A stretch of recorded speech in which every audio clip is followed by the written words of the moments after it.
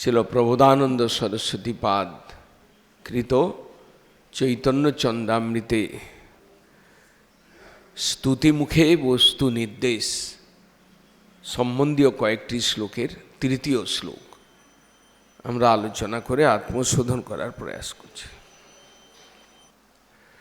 জন্নাপ্তম কর্মনিষ্ঠই notch সমধিগত যত্তপো ধ্যান যোগৈ বৈরাগ্যৈ ত্যাগস্তত্ত্ব স্তুতিভিরপি ন যত্তর্কিতঞ্চাপি কশ্চিৎ গোবিন্দ প্রেম ভাজামপি ন চ কলিতং যদ রহস্যং স্বয়ং তৎ নামনৈব প্রাদুর আসিত অবতরতি পরে যত্র তং নৌমি গৌরম। আমি সেই গৌর সুন্দরকে প্রণাম করি, নমস্কার করি। তং নৌমি গৌরম, সেই কলি যুগ অবতারী কৃষ্ণ, প্রচ্ছন্ন অবতার রূপী রাধা ভাবদ্যুতি সুবলিত কৃষ্ণচন্দ্র, তাকে প্রণাম করি। নৌমি তম গৌরম, সেই গৌর সুন্দরকে আমরা প্রণাম করি,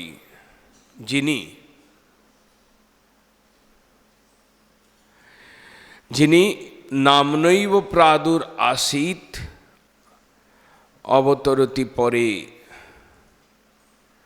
যিনি এক উজ্জ্বলা ভক্তি, পরমা ভক্তি,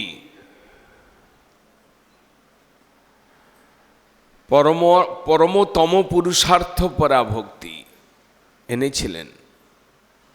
যে ভক্তির আলোচনা, যে ভক্তির প্রকাশ, যে ভক্তির কথা ইতিপূর্বে আলোচনা হয় নাই, যে ভক্তির কথা লোকে জানত না, এক উন্নত উজ্জ্বল রসময় ভক্তি যে গৌর সুন্দর নিয়ে এলেন, তাকে আমরা প্রণাম করি। জন্নাপ্তম কর্মনিষ্ঠই চ সমধিগত, যে ভক্তিটা কর্মের নিষ্ঠার দ্বারা, ন আপ্তম, কর্মনিষ্ঠা থেকে যে ভক্তি পাওয়া সম্ভব নয়। ন আপ্তম কর্মনিষ্ঠই চ, কর্মের প্রতি নিষ্ঠাযুক্ত ব্যক্তি যে ভক্তি কোনোদিন পেতে পারেন না। কর্মনিষ্ঠ, কেচিৎ কর্মনিষ্ঠ, কেচিৎ যোগনিষ্ঠ, কেচিৎ জ্ঞাননিষ্ঠ। এই সংসারে যারা ভগবানেরও উপাসনা করতে চান, তাদের মধ্যে কেউ কেউ কর্মনিষ্ঠ, কেউ কেউ যোগনিষ্ঠ, কেউ কেউ জ্ঞাননিষ্ঠ। কিন্তু কর্মনিষ্ঠার থেকে ভগবত প্রাপ্তি সম্ভব কি? কর্মনিষ্ঠার থেকে ভগবত প্রাপ্তি যদি সম্ভব, শাস্ত্রে ঘোরা পথে যদি কর্মযোগের দ্বারা ভগবত প্রাপ্তির কথা রয়েছে, সেটি কর্মনিষ্ঠার থেকে ভগবত প্রাপ্তি। কর্মের পথ বড় জটিল, কর্মের পথ সকাম, কর্মের পথ ঘোরা পথ। ক্রমসোপানে উন্নীত হয়ে আপনি বহু দেরিতে আপনি ভগবানের কাছ পর্যন্ত যেতে পারেন। যেখানে কর্মের অর্পণ, যেখানে নিষ্কাম কর্মের কথা শাস্ত্রে রয়েছে, সেই পথে কোনোদিন ভগবানের কাছে পৌঁছানো সম্ভব হলেও সেই ভগবান নয়। চৈতন্যদেব যে পথ নিয়ে এলেন, যে ভগবানের দর্শন করালেন, চৈতন্যদেব যে ভগবত ভক্তির কথা বললেন, চৈতন্যদেব যে ভগবত প্রাপ্তির কথা বললেন তা নয়। ন আপ্তম কর্মনিষ্ঠই সমধিগত নচ সমধিগত।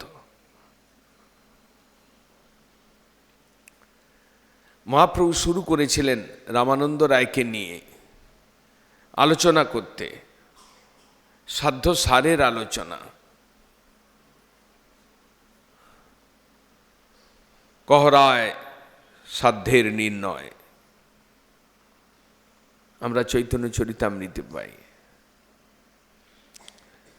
সাধ্যের নির্ণয় করতে গিয়ে রামানন্দ রায়ের মুখ দিয়ে মহাপ্রভু বলিয়েছিলেন, যৎ করসি যদস্নাসি যৎ জুহসি যদাসি যৎ যৎ তপস্যসি কন্তেয় তৎকুরুষ মদর্পণম।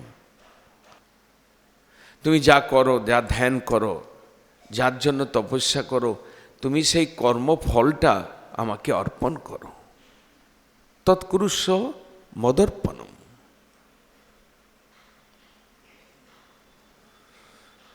কর্মার্পণের কথা রয়েছে শাস্ত্রে।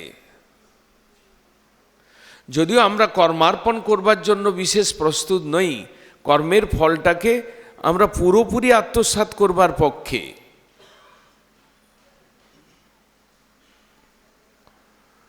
তাও শাস্ত্র বলছেন তোমার মঙ্গল হবে, কর্মের পথ বড় জটিল বিপদ সংকুল, কর্মনাম পরিণামিত্বাদা বিরিঞ্চাদ অমঙ্গলম।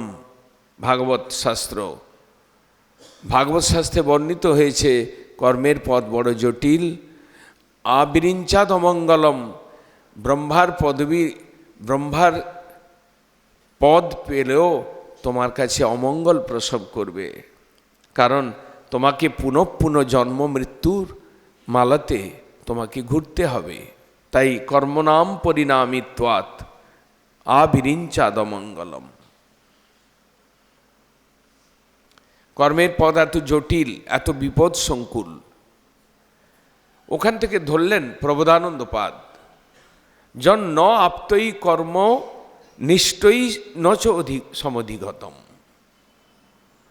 যে ঈশ্বর ভক্তি, যে প্রেম কর্মনিষ্ঠার থেকে পাওয়া সম্ভব ছিল না, মহাপ্রভু এমন এক প্রেম, এমন এক ভক্তি, এমন এক প্রাপ্তি সাধন থেকে প্রাপ্তি বিষয় এনেছিলেন, যেটা কর্মের দ্বারা কোনোভাবেই সম্ভব নয়। নচ সমধিগত যত তপ ধ্যান যোগই, যেটা তপস্যা, ধ্যান এবং যোগ সাধনার দ্বারাও প্রাপ্ত হওয়া যায় না। নচ সমধিগত, সেই বস্তুটাকে আয়ত্তের মধ্যে আনা যায় না। তপ ধ্যান যোগই, তপস্যা, ধ্যান যোগ, অষ্টাঙ্গ যোগ, তপস্যার পথ, যোগের পথ, ওটাকেও ভগবান ভাগবত ডিসকার করেছেন। নারদ ঋষি যখন বেদব্যাসকে বোঝাচ্ছিলেন, তুমি দুঃখী দেখছি, তোমার মন দুঃখী, তুমি বেদকে বিভাজন করলে, তুমি উপনিষদ, বেদান্ত উপনিষদ পুরাণ ইতিহাস রচনা করলে, কিন্তু তোমার ভেতরে অসন্তোষের কারণ কি? যখন এই সম্বন্ধে কথা বলছিলেন, তখন নারদ ঋষি বলেছিলেন, যমাধিবি যোগপথই কাম লোভ হত মোহ মুকুন্দ সেবয়া যদ্বৎ তথাধ্যাত্মান সাম্মতি। যম নিয়ম প্রাণায়াম আদির দ্বারা যে সাধন পথ, যমাদিভি যোগপথই কাম লোভ হত মোহ, ও পথ কাম লোভ ক্রোধ দ্বারা হত হয়, পদে পদে বিপদগ্রস্ত হয়। মুকুন্দ সেবার দ্বারা যে লাভ, সেটা কখনোই যম নিয়ম প্রাণায়াম আদি যোগপথের দ্বারা সম্ভব হয় না। মুকুন্দ সেবয়া যদ্বৎ তথাধ্যাত্মান সাম্মতি।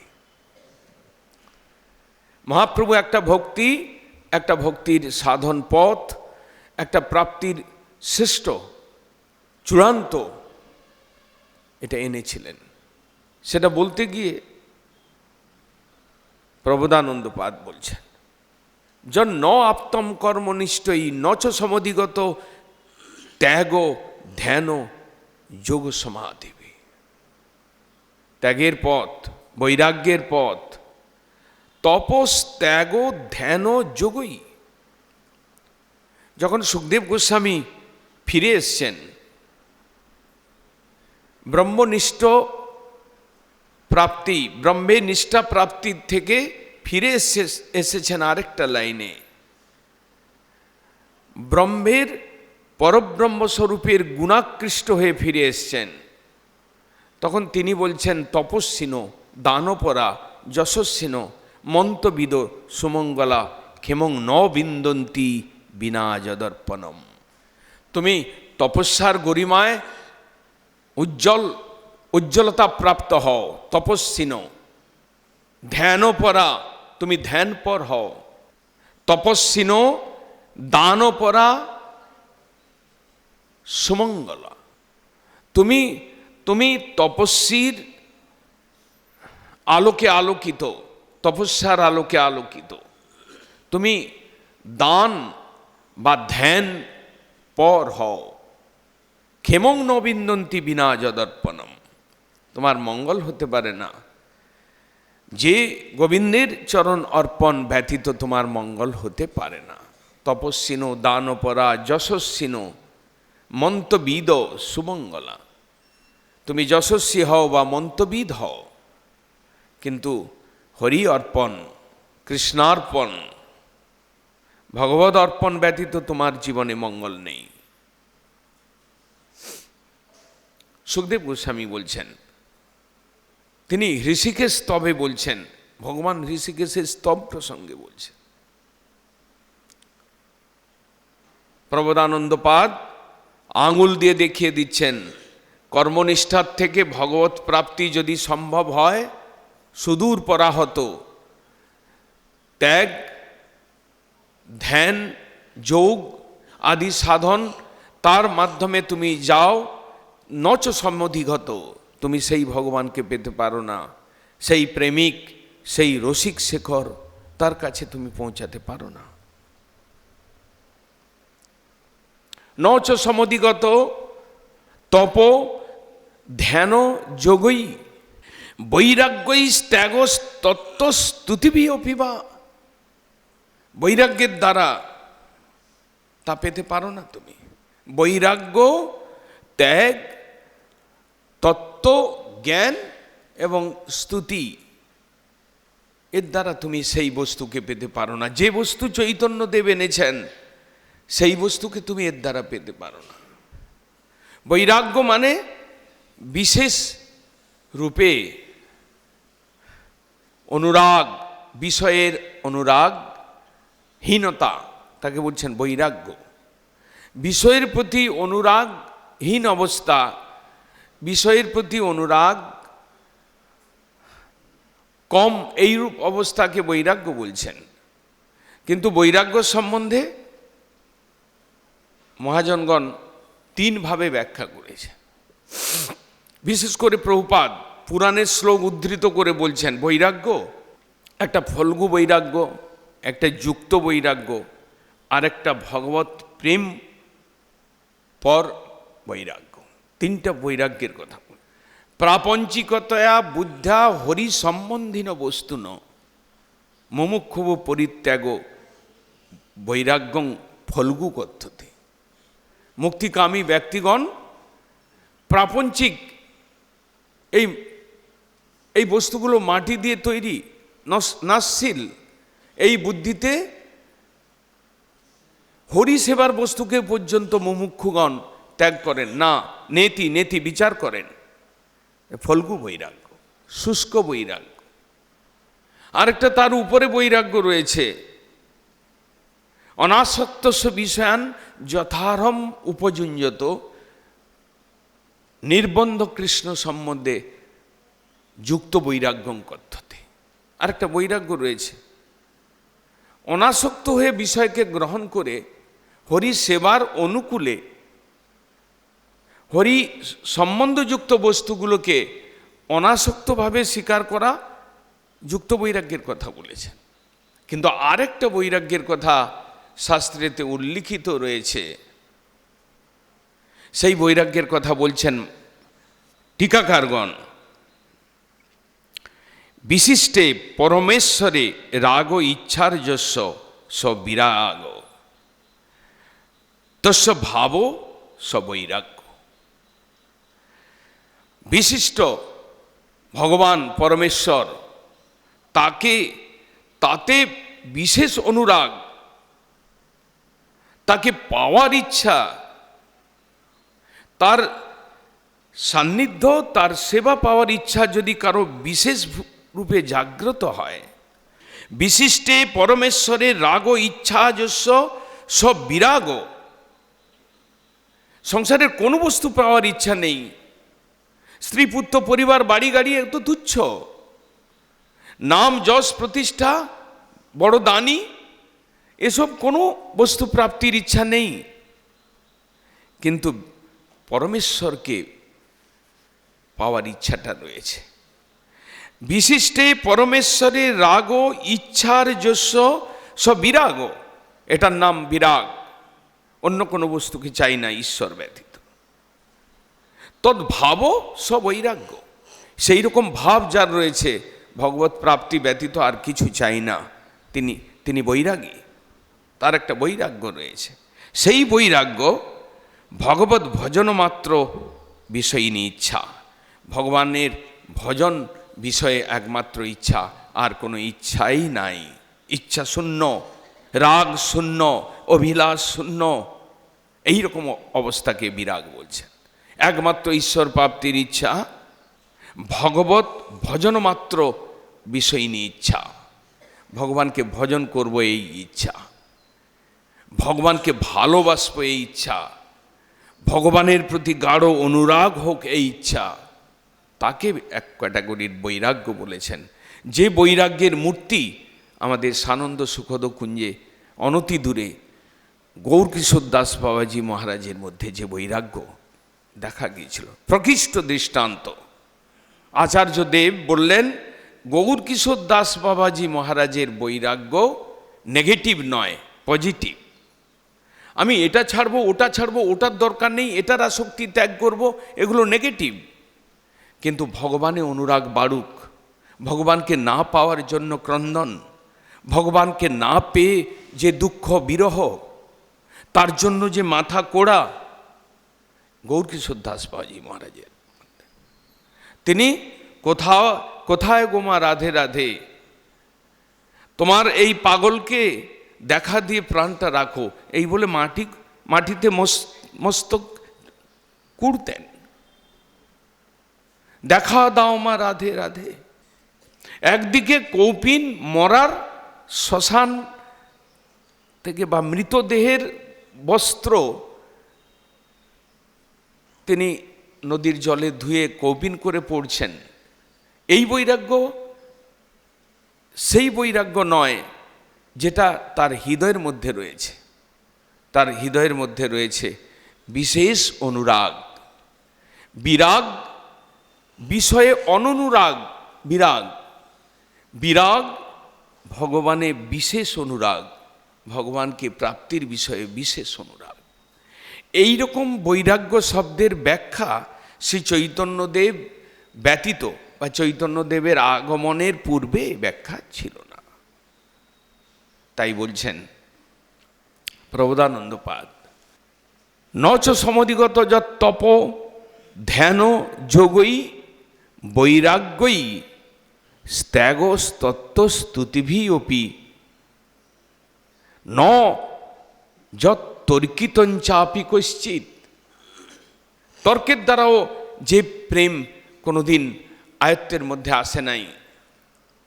মহাপ্রভু যে বস্তুটা নিয়ে এলেন এসবের ঊর্ধ্বে, কর্মমার্গের ঊর্ধ্বে। কর্মমার্গ মানে ভোগ মার্গ, ধ্যান মার্গ যোগ মার্গ, ত্যাগ মার্গ বৈরাগ্যের মার্গ, জ্ঞান মার্গ ব্রহ্ম অনুশীলনময় মার্গ, এসব ভগবানের দিকে নিয়ে যায়, টেনে টেনে নিয়ে যায়। কর্মের মার্গ ঘোরাতে ঘোরাতে পাগল করে ছেড়ে দেবে। গরুর গাড়িতে বসো আর যত গ্রামের রাস্তা দিয়ে ঘুরতে ঘুরতে ঘুরতে ঘুরতে কত জন্ম পরে তুমি যদি ঠিক ঠিক করতে পারো, শতজন্ম বর্ণাশ্রম ধর্মের সুষ্ঠু আচরণের পর ব্রহ্মার পদবী, যে ব্রহ্মা কয়েকবার ঠকে লজ্জিত হয়েছেন, পাকা চুলদাড়ি নিয়ে 4টা মাথা নিয়ে গোয়াল বালক রূপী কৃষ্ণ 8ম বর্ষের বালক তার চরণে ক্ষমা মাগতে বাধ্য হয়েছেন, সেই ব্রহ্মার পদবী পেতে শতজন্ম বর্ণাশ্রম ধর্মের আচরণের দরকার। এই জন্য কর্মমার্গ গরুর গাড়ির পথ, কর্মমার্গ ঘোড়া পথ, কর্মমার্গের সোপান পেরোতে পেরোতে কখন যে পতন, কখন যে নিচে নেমে যাওয়া, গাছ উঠছে বাইতে বাইতে হট করে পড়ে গেল, আবার প্রথম থেকে শুরু, এই হচ্ছে কর্মমার্গ। সেই জন্য বুদ্ধিমান ব্যক্তিগণ তারা কর্মমার্গ ন আপ্তম কর্মনিষ্ঠই নচ সমধিগত ত্যাগ ধ্যান যোগই বৈরাগ্যই ত্যাগস্তত্ত্ব স্তুতিভি অপি। বৈরাগ্যের দ্বারা ভগবত প্রাপ্তি। 3 ক্যাটাগরির বৈরাগ্যের কথা বললেন। একজন মুক্তিকামী, একজন কিছুটা ভগবানকে চায়, আরেকজন ভগবানেই অনুরাগ চায় আর সব অনুরাগকে মুছে ফেলতে চায়। 3 প্রকার বৈরাগ। যেখানে বিষয় অনুরাগ, দেহানুরাগ, যেখানে এই রকম ভগবত বস্তু ছাড়া অন্য অনুরাগের কথা, সেখানে বৈরাগ্যের কথা, ত্যাগের কথা, তত্ত্বজ্ঞানের কথা, যোগের কথা। যেখানে সমস্ত প্রকার অনুরাগকে মুছে ফেলে, ধুয়ে মুছে ঈশ্বর অনুরাগ চায় কেবলমাত্র, যেখানে কেবলাভক্তির কথা, সেখান থেকে মহাপ্রভুর পথ শুরু, সেখান থেকে মহাপ্রভুর অভীপ্সিত ভক্তি মার্গ, মহাপ্রভুর ঈপ্সিত প্রেম মার্গ, মহাপ্রভুর ঈপ্সিত প্রাপ্তি, পরমতম জীব গোস্বামীপাদ বলছেন যে পুরুষার্থ তো রয়েছে। জীব গোস্বামীপাদ চৈতন্য অনুরাগী, চৈতন্য পার্ষদ, অল্প বয়সে তিনি চৈতন্যের সঙ্গ পেলেন। তিনি বললেন চৈতন্যদেবের ইতিহাসে, চৈতন্যদেবের ফিলোজফিতে, দর্শনে পুরুষার্থের কথা নেই। ধর্ম, অর্থ, কাম, মোক্ষ, এই যে চতুর্বর্গ, এর কথা নেই। তিনি বলছেন পুরুষার্থ, পরম পুরুষার্থ, পরমতম পুরুষার্থ। পরমতম পুরুষার্থের কথা চৈতন্য দেব এনেছেন, এর নিচের কথা আনেন নাই। তাই তো আমরা আমাদের ইষ্ট দেবতাকে বুঝতে আমরা 7 দিন ব্যাপী শ্রবণ করতে বসেছি। আমাদের ইষ্ট দেবতাকে বুঝবার জন্য, আমাদের ইষ্ট দেবতা কেন এলেন, কি নিয়ে এলেন, কি দিলেন, ওটা বুঝবার জন্য আমাদের গৌর কথা। তিনি এই ছোটোখাটো জিনিসগুলোকে তিনি ডিসকার্ড করেছেন, ও পথেই তিনি যান নাই। রামানন্দ রায়কে বলছেন, কহ রায় সাধ্যের নির্ণয়, কর্মার্পণে বিষ্ণু ভক্তি হয়। রাখো এও বাহ্য, আগে কহ, আর আমার দরকার নেই কর্মার্পণ। বলবেন, তারপরে গিয়ে বললেন পরের স্টেপে যে কর্মত্যাগ, এই সাধ্য সার না, এও বাহ্য, এও আগে কহ, আর তারপরে বললেন যে জ্ঞান যোগের দ্বারা প্রাপ্তি, সেটাই সাধ্য সার না, এও বাহ্য, আগে কহ, আর যখন বললেন জ্ঞান শূন্য ভক্তি সাধ্য সার, তখন বলছেন এও হয়, আগে কহ, আর যখন বললেন জ্ঞানে প্রয়াসম উদপাস্য নমন্তে এব জীবন্তী সম্মুখেরিতাং ভবদীয় বার্তাম, তখন বলছেন এ হয়। তাহলে মহাপ্রভু কীরকমভাবে ফিলোসফিক্যালি ডিসকার্ড করেছেন আমাদেরকে বুঝতে হবে। আমরা কর্মমার্গের পোকা হয়ে, কীট হয়ে কামড়ে পড়ে রেখেছি, আর চৈতন্য ভক্ত বলে অভিমান করছি। চৈতন্যদেব এত নিচের কথা বলেন নাই, এত নিচের কথা সিদ্ধান্ত নিয়ে আসেন নাই। তাই তিনি বললেন, যখন সনাতন গোস্বামীপাদকে জীব গোস্বামী পাদ বললেন পরমতম পুরুষার্থ, পরম পুরুষার্থ, পরমতম পুরুষার্থের কথা চৈতন্যদেবের দর্শনে রয়েছে। যখন সনাতন গোস্বামী পাদকে শিক্ষা দিচ্ছেন মহাপ্রভু, বলছেন সর্বজ্ঞ আসি কয় তোমার আছে পিতৃধন, তোমায় না কহিল পিতা ছাড়িল জীবন। মহাপ্রভু পিতৃধনের কথা বলছেন। পিতৃধন মানে কৃষ্ণ প্রেম ধন। সর্বজ্ঞ এসে বলছেন, সর্বজ্ঞ মানে সাধু, সাধু শাস্ত্র কৃপায় জয়ী কৃষ্ণ উন্মুখ হয়, সেই জীব নিস্তরে মায়া তাহারে ছাড়য়। শাস্ত্র রয়েছে আর সাধু রয়েছে। সাধু কি বলছে? বলছে তোমার আছে পিতৃধন, তুমি কেন দুঃখী? তোমার আছে পিতৃধন, তুমি দরিদ্র কেন? তুমি কর্মমার্গ নিয়ে হাবুডুবু খাচ্ছ কেন? তোমার পিতা তো বহু ধন রেখে গেছে। সর্বজ্ঞের কথায় ধন যে সেটার অনুসন্ধান করছেন জ্যোতিষী, সর্বজ্ঞ মানে সে জ্যোতিষ বিদ্যা জানে, তিনি বলছেন এখানে ধন তোমার রেখে গেছে। তবে দেখো চারদিক দিয়ে এটাকে খুদে বের করতে পারবে গর্ত করে, ওটা ভেতরে রাখা আছে। কিন্তু তুমি যদি দক্ষিণ দিকে যাও তাহলে ভীমরুল বলতা, তুমি যদি পশ্চিম দিকে যাও তাহলে তুমি যক্ষ এক হয়, তুমি যদি উত্তর দিকে যাও তাহলে অজগর সাপ রয়েছে গিলে খাবে। কর্ম যোগ জ্ঞান, ভক্তে কৃষ্ণ বশ হয় ভক্তে তারে ভজি। অতএব কর্ম যোগ জ্ঞান ত্যাজি, ভক্তে কৃষ্ণ বশ হয় ভক্তে তারে ভজি। পূর্ব দিকে অল্প খুঁজলেই তুমি তোমার সেই ধনের ঝাড়িটা পেয়ে যাবে, অর্থাৎ ভক্তিমার্গ। মহাপ্রভু এইভাবে সনাতন গোস্বামী পাদকে দিয়ে বলছেন জন্য আপ্তং কর্ম নিষ্ঠই নচ সমধিগত যত তপ ধ্যান যোগই বৈরাগ্যই ত্যাগ তত্ত্ব স্তুতিভি অপি। বৈরাগ্যের কথা বললেন। রূপ সনাতন আদি মহাপ্রভুর ভক্তগণও বৈরাগী ছিলেন। বৃন্দাবনে এক এক বৃক্ষের তলে এক এক রাত্রি বাস করতেন। মহাপ্রভু স্বয়ং বৈরাগ্য বিদ্যা নিজ ভক্তি যোগ শিক্ষার্থমেক পুরুষ পুরাণ, তিনি তার ভক্তদেরকে বৈরাগ্য শিখিয়েছেন। সার্বভৌম ভট্টাচার্য তার স্তুতিতে বলছেন। কিন্তু মহাপ্রভুর আনিত বৈরাগ্য, এই বৈরাগ্যের মধ্যে ভগবানের অনুরাগের প্রাধান্যতা রয়েছে, তাই এটা পজিটিভ বৈরাগ্য। গৌরকিশোর দাসবাবাজি মহারাজ একদিন কোনো তিথিতে উৎসব করবেন, কিন্তু হাতে পয়সা নেই। বলে কি করা যায়? উৎসব, বড় হাঁড়ি, বড় কড়া, আলুর বস্তা, কুমড়ার বস্তা দরকার। আমরা তো গরিব মানুষ, কি করো, আজকে আমরা সকাল থেকে নিয়ে সন্ধ্যা পর্যন্ত হরি নাম করি, এই আমাদের জন্য উৎসব। এর নাম বৈরাগ্য। গৌর হরিবল, গৌর হরিবল। তাই মহাপ্রভুর আনিত বৈরাগ্য বলছেন বৈরাগ্যই ত্যাগ তত্ত্ব স্তুতিভি অপি। ত্যাগ কিরকম ত্যাগ করেছিলেন এক একজন মহাপ্রভুর পার্ষদ, তাদের ত্যাগের কোনো সীমা ছিল না। কিন্তু মহাপ্রভু কোনোদিন বলেন নাই যে জ্ঞান বা বৈরাগ্য ভক্তি প্রাপ্তি করাতে পারে। জ্ঞান বৈরাগ্যয় ভক্তি প্রবশ্যয় উপযোগিতা।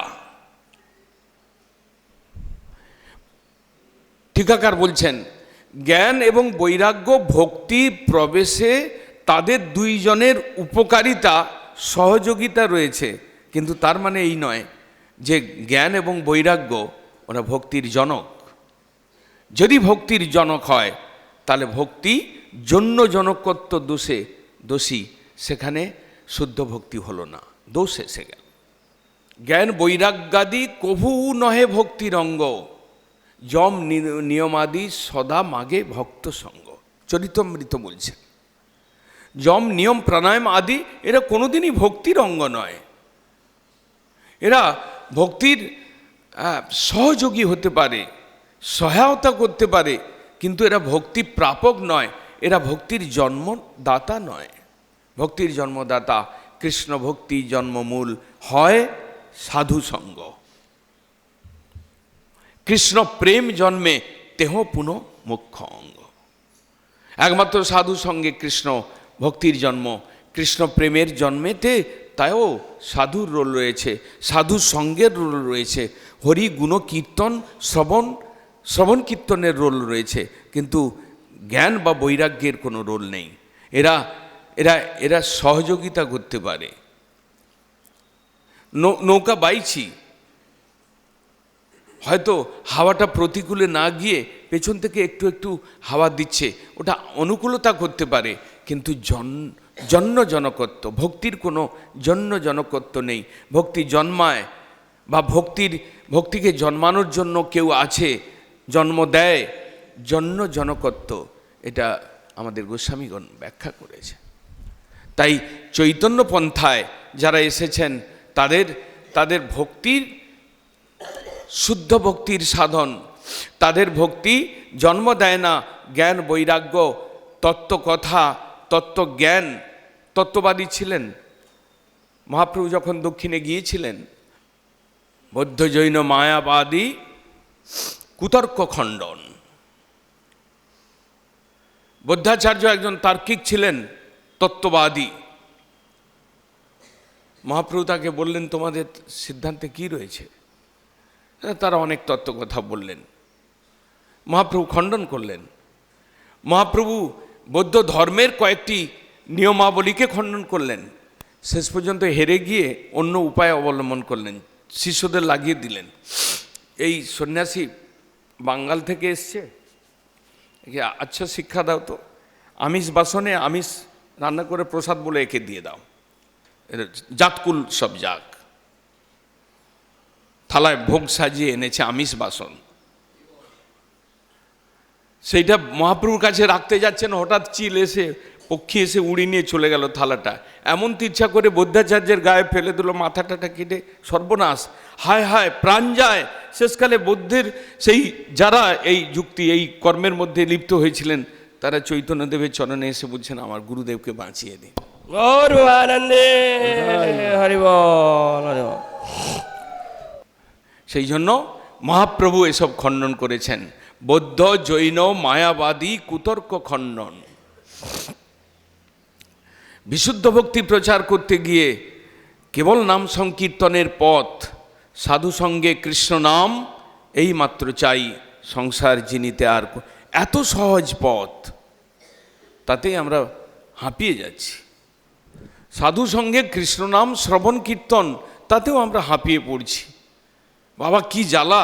এই নবদ্বীপ পরিক্রমার আগে 7 দিন ঠায় বসে থাকা, হাঁটুতে ব্যথা, কোমরে ব্যথা, কত রকম বাড়ির কত চিন্তা, এসব কাজ টাজ ফেলে কি জ্বালা।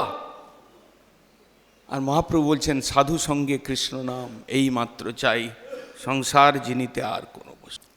প্রবোধানন্দ পাদ বলছেন, বৈরাগ্যই ত্যাগ তত্ত্ব স্তুতিভি অপি নজত তর্কিতাঞ্চ বিকচিত। তার্কিক শৃগাল তুল্য বলেছেন। শৃগাল যেমন ঘেউ ঘেউ করতে থাকে, ডাকতে থাকে, তেমনি তার্কিকগণ ওই রকম তর্কের পথ, বড় বড় জটিল পথ, তর্কের পথ বড় কণ্টকাকীর্ণ পথ, তর্কের পথ সিদ্ধান্তবিহীন অস্থিরতার পথ। তর্কের পথে আপনি প্রথমেই কেটে দিয়েছেন পুরাণ, অচিন্তা খলু যে ভাবা ন তাং স্তর্কে ন যোজয়েত। অচিন্ত বস্তু, তাকে তুমি চিন্তন করবে, তাকে তুমি পাওয়ার চেষ্টা করবে, ন তাং স্তর্কে ন যোজয়েত। তর্কের দ্বারা তুমি যোজনা করতে পারো না, কেননা তর্কের কোনো স্থায়িত্ব নেই, স্থিরতা নেই। আজকে একজন ভালো তর্কবাগীশ, তিনি তোমার সঙ্গে তর্ক করে তিনি জয়লাভ করলেন, তিনি একটা তর্ককে স্থাপন করলেন, সিদ্ধান্তকে স্থাপন করলেন, কিন্তু তার থেকে একজন আরও বড় ধরনের তার্কিক, তিনি এসে পুনরায় তার সিদ্ধান্তকে কাট করে তার নিজের অন্য সিদ্ধান্ততে বসাতে পারেন তিনি। এই জন্য তর্কের কোনো ন তাংস তর্কে ন যোজয়। উপনিষদ বলছেন, তর্কা প্রতিষ্ঠানাৎ, তর্কের দ্বারা কোনো বস্তুর প্রতিষ্ঠা করা যায় না। অপ্রতিষ্ঠানাৎ, তর্কের দ্বারা স্থিরীকৃত করা যায় না, ইনি ভগবান। এইটা হচ্ছে ভক্তি, এইটা করলে তুমি এইটা পাবে, এটা তর্কের দ্বারা হয় না। মহাপ্রভু যেসব শিক্ষা দিয়েছেন, যেসব প্রচার কার্যেতে তিনি যে আদর্শ দেখিয়েছেন, প্রবোধানন্দপাদ সেইগুলোকে তুলে ধরেছেন। কর্মের মার্গ, ত্যাগের মার্গ, তপস্যার মার্গ, ধ্যান যোগের মার্গ, বৈরাগ্যের মার্গ, তত্ত্বজ্ঞান, তত্ত্ববাদী হয়ে ভগবানকে পাওয়ার যে মার্গ, এমনকি তার্কিক তর্কের পথ, এসবগুলোকে কাট করেছেন। প্রবোধানন্দ সরস্বতীপাদ বলছেন, কশ্চিৎ কোনো কালেই কর্মের পথ, ত্যাগের পথ, ধ্যান যোগের পথ, বৈরাগ্যের পথ, তত্ত্বজ্ঞানের পথ, তর্কের পথ ন কশ্চিৎ, কোনোদিনই ভগবানকে পাওয়া যায় না। ধনে জনে পাণ্ডিত্যে চৈতন্য নাহি পাই, কেবল ভক্তির বশ চৈতন্য গোসাই। কেবল ভক্তি, কেবলা ভক্তি, প্রেমের পথ, ভগবানকে ভালোবাসার পথ, ভগবানের প্রতি অনুরাগের পথ। তারপরে বলছেন, গোবিন্দ প্রেম ভাজানমপি ন চকলিতং যদ রহস্যং স্বয়ং তৎ। গোবিন্দ প্রেম ভাজাম, যারা গোবিন্দেতে প্রেম ভক্তি করতেন তাদের জন্য যে পথ, যে রাস্তাটা, সে পথেও ভগবান চৈতন্যদেব যান নাই। গোবিন্দ প্রেম ভাজাম অপি ন চকলিতম, গোবিন্দে প্রেমযুক্ত ভক্তিকারীও যে পথ খুঁজে পায় নাই, রহস্যময় সেই পথ। যখন রামানন্দ রায়ের সঙ্গে কথা হচ্ছিল মহাপ্রভুর, গোদাবরী তীরে রামানন্দ সংবাদে, যখন উনি বললেন এও হয় জ্ঞান শূন্য ভক্তি, এও হয় আগে কহার, বলতে বলতে বলতে বলতে উনি গেলেন যে প্রেম লক্ষণা ভক্তি। প্রেম নৈব হৃদয়ং বিদ্রুতং স্যাৎ, প্রেম এমন একটা বস্তু ভগবানের হৃদয়কে নাড়া দেয়, বিদ্রুত করে, বলে এও হয়। তারপর বলে এর আগে, বলে এর আগে দাস্য প্রেম রয়েছে, এও হয়। তারপরে বলে সখ্য প্রেম, এও উত্তম আগে কহার। সখ্য, বাৎসল্য, মধুর, এই তিনটার কাছে গিয়ে তিনি মহাপ্রভু বলেন এও উত্তম। ভগবানে গোবিন্দ প্রেম ভাজাম, গোবিন্দেতে ঈশ্বর বুদ্ধি রয়েছে, তাকে ভালোবাসে, প্রেমভাজি, এতে ঐশ্বর্য ভাব রয়েছে, এর উপরে যেতে হবে। এমনকি দাস্য ভাব, শান্ত দাস্য ভাবে না হয় গোচর, কবিরাজ গোস্বামীপাদ। মহাপ্রভু রামানন্দ রায়ের মাধ্যমে বলছেন, সখ্য ভাব, যেখানে ঐশ্বর্য ভাব শূন্য, যেখানে সম্ভ্রম শূন্য ভাব, ঈশ্বরে ভগবত বুদ্ধি, এইরকম ভক্তি আগেও ছিল, মহাপ্রভু ওটাকেও ডিসকার করেছেন। চমৎকার কথা আমাদের প্রবোধানন্দ সরস্বতীপাদ উল্লেখ করছেন।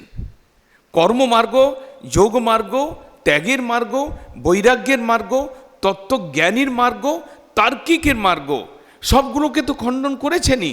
এমনকি বলছেন গোবিন্দ প্রেম ভাজানাম, প্রেম ভাজামপি ন চকলিতম, গোবিন্দেতে যারা প্রেম ভক্তি করে তাদের পক্ষেও যে বস্তুটা দুর্লভ ছিল। ভাগবতেই যাই না কেন, গোপীগণের মহিমা বর্ণন প্রসঙ্গে তার আগে দুজন ভক্তের নাম এসেছে, সুখদেব গোস্বামী বর্ণন করেছেন। এক তো কংসের দ্বারা প্রেরিত অক্রূর, রথে চড়ে গোপীগণকে নিয়ে এলেন, একবারও কথা বললেন না যে আমি একটু নিয়ে যাচ্ছি না। তিনি তো মথুরা থেকে বেরিয়েছেন, ধ্যান করতে করতে বেরিয়েছেন, মথুরা থেকে রথে চড়েছেন, কৃষ্ণের চরণ চিহ্নের ধ্যান করছেন। তিনি তো বৃন্দাবনে গিয়ে লুটোপুটি খেলেন, কত যে স্তুতি করলেন, অভিবাদন বন্দন করলেন। এখানে ধরেছেন যে বৈরাগ্য, ত্যাগ, তত্ত্ব, স্তুতিভি, স্তুতির দ্বারাও যে বস্তু পাওয়া যায় নাই। অক্রূর স্তুতি করতে করতে গিয়েছিলেন, ধুলায় পড়ে গড়াগড়ি দিলেন, কৃষ্ণকে পেলেন, কৃষ্ণ আলিঙ্গন করলেন, কাকা কাকা বলে কৃষ্ণ আলিঙ্গন করলেন, চাচা। সব কিছুই হলো। দেখা গেল অক্রূর জ্ঞানপর ভক্ত, তার ভক্তির মধ্যে জ্ঞান রয়েছে, ঐশ্বর্য জ্ঞান রয়েছে, তিনি কৃষ্ণকে ভগবান বলে মানেন। অক্রূর তো গেল, তারপরে আপনি যান, নন্দ যশোদা তো রয়েছেন, তারা শ্রেষ্ঠ ভক্ত, তার উপরে গোপীগণ গেলেন। যখন উদ্ধব গোপীগণের কাছে গেলেন, বিরহ তপ্ত গোপীদের চিত্তকে সান্ত্বনা দিতে গেলেন, কৃষ্ণ তাকে পাঠালেন। কৃষ্ণের বড় প্রিয় ভক্ত, কিন্তু উদ্ধবের মধ্যেও কৃষ্ণ ঈশ্বর এই জ্ঞানটা ছিল। কৃষ্ণের প্রতি প্রেম রয়েছে, কিন্তু কৃষ্ণেতে ঈশ্বর বুদ্ধি রয়েছে। ঐশ্বর্য জ্ঞানেতে সব জগৎ মিশ্রিত, ঐশ্বর্য শিথিল প্রেমে নহে মোর প্রীত। উদ্ধব দেখেছিলেন একটা ভক্তি, যে ভক্তিটা দেখেছিলেন গোপীদের মধ্যে, রাধাদির মধ্যে, সেটা দেখার সৌভাগ্য তাকে কৃষ্ণ দিয়েছিলেন। সেই ভক্তিটাই যে মহাপ্রভু এনেছেন, সেই ভক্তিটা যে কখনো কৃষ্ণ রাধা ভাব নিয়ে বিতরণ করবেন, এটা উদ্ধব চিন্তা করেন নাই। উদ্ধব তার নিজের মধ্যে আমি কৃষ্ণের পরম প্রিয় ভক্ত, এ অভিমান ছিল। কৃষ্ণের প্রতি ঐশ্বর্য বুদ্ধি ছিল, ইনি ঈশ্বর, এ বুদ্ধি ছিল। কিন্তু কোনো জায়গায় একটা অসুবিধা ছিল, সেই জন্য সেই ব্রজপ্রেমের তিনি ভেতরে প্রবেশ করতে পারেন নাই। তিনি কি পেরেছিলেন? তিনি তো ব্রজেই গিয়েছিলেন, তিনি তো গভীর শোকতপ্ত বীরসন্তপ্ত বিপ্রলম্ব ভাবগ্রস্ত গোপীদের কাছে গিয়েছিলেন। তাহলে তিনি যদি সেই ভক্তিটা পেতে পারতেন, তাহলে বলতেন না আসাম অহো চরণ রেণুজুসাং অহম সাম বৃন্দাবনে কিমপি গুল্মলতৌষধি নাম। আমি এই বৃন্দাবনে এই গুল্ম তৃণ গুল্ম লতা হয়ে জন্মগ্রহণ করতে চাই, এই ব্রজবধূবর্গের চরণ ধুলি পাওয়ার জন্য। তিনি যদি পেতেন তাহলে এই কথা তিনি বলতেন। বড় মজার কথা, বড় সুন্দর কথা, বড় গভীর কথা। আমরা চৈতন্যদেবের ভজন করি, উনি কেবল হাত তুলে আমাদের আশীর্বাদ করছেন। উনি ভুজঙ্গম ভুজোদ্যত প্রভু, উনি হস্তযুগল উত্তোলন করে হরিনাম করতে বলেছেন, আমরা এইটুকুই জানি। উনি থোড় মোচা আর শাক খান, এইটুকুই আমরা জানি। ওনার শুক্লাম্বর শ্রীধর আদি দরিদ্র ভক্ত ছিল, আমরা এইটুকুই জানি। উনি বলেছেন নাচো গাও ভক্ত সঙ্গে করো সংকীর্তন, ওনার উপদেশ, এইটুকুই আমরা জানি। কিন্তু কি বস্তু দিতে এলেন, সেই জন্য তার অবতারের কারণের যখন ব্যাখ্যা আমরা শুনছিলাম, তখন ওই প্রসঙ্গটা এসেছিল যে তিনি যে বস্তু কৃষ্ণস্বরূপে আস্বাদন করতে পারেন নাই, সেটাকে আস্বাদন করবার জন্য গৌর স্বরূপে এলেন। সেই সঙ্গে প্রদাতুম চ অন্নৈভ্য রসইতুম প্রদাতুম, ওই বস্তুটাকে দান করবার জন্য এসেছিলেন। আমরা ঠকে যাব যদি গৌর সুন্দর কী জন্য এসেছিলেন এটা বুঝতে না পারি। গৌর সুন্দরের প্রেম, গৌর সুন্দরের আনিত ভক্তি, গৌর সুন্দরের প্রদর্শিত পথে যে পর্যন্ত, যে সীমা পর্যন্ত আমাদের পৌঁছানো উচিত, ওটা যদি না জানি তাহলে আমাদেরকে ঠকে যেতে হয়। গোবিন্দ প্রেম ভাজাম অপি নচকলিতং যদ রহস্যম স্বয়ং তৎ, সেই রহস্যময় ভক্তি, সেই রহস্যময় প্রেম স্বয়ং চৈতন্যদেব নয়, সেই ব্রজেন্দ্রনন্দন স্বয়ং তিনি রাধা ভাবদ্যুতি নিয়ে এসে তিনি স্বয়ং কি করলেন, নামনৈব প্রাদুরাসিত, একটা সহজ উপায় দিয়ে জগতে প্রকাশ করে গেলেন। কেবল কৃষ্ণ নামের মাধ্যমে ওই দেবদুর্লভ প্রেম, ওই শাস্ত্রের রহস্যময় প্রেম, ওই পরম পুরুষার্থময় প্রেম তিনি দিয়ে গেলেন। পারকীয় প্রেম, রাগ ভক্তিময় প্রেম, ব্রজবাসীগণের ভূষণ যে প্রেম, সেই প্রেমটাকে নিয়ে এলেন, বিলি করলেন। মহাপ্রভুর অবদান। আমাদের তো প্রাণ যাচ্ছে জয় বন্দনা মুখস্থ করতে প্রাণ যাচ্ছে, আমাদের তো কীর্তন আরতির কীর্তন মুখস্থ করতে প্রাণ যাচ্ছে, আমাদের তো সবজি অমান্য করতে আর ঝাড়ু দিতে দিতে প্রাণ যাচ্ছে, আমাদের তো বৈষ্ণব সেবার উৎসব দিতে দিতে আমাদের প্রাণ যাচ্ছে। কিন্তু কত দূরে আমাদের যারা আছে, কত দূর পর্যন্ত মহাপ্রভু আমাদেরকে নিয়ে যেতে চান, কোন উত্তম বস্তু তিনি আমাদের দিতে চান, ওর কোনো চিন্তাই আমরা করছি না, আমরা হাঁপিয়ে পড়ছি। তাই প্রবোধানন্দ পাদ দিগদর্শন দিচ্ছেন, বলছেন তং নৌমি গৌরম, আমি সেই গৌর সুন্দরকে প্রণাম করি যিনি ব্রজের বিশুদ্ধ প্রেম যেন জাম্মু নদ হেম, আত্মসুখের যাহা নাহি গন্ধ, সেই নির্মলা ভক্তি, কেবলা ভক্তি, সেই পারকিয়া ভাবময় প্রেম, উন্নত উজ্জ্বল প্রেম, বিপ্রলম্ব রসযুক্ত প্রেম যিনি এনে আমাদেরকে দান করতে চেয়েছিলেন, সেই গৌর, তাকে আমরা প্রণাম করি। বাঞ্ছা কল্পতরু।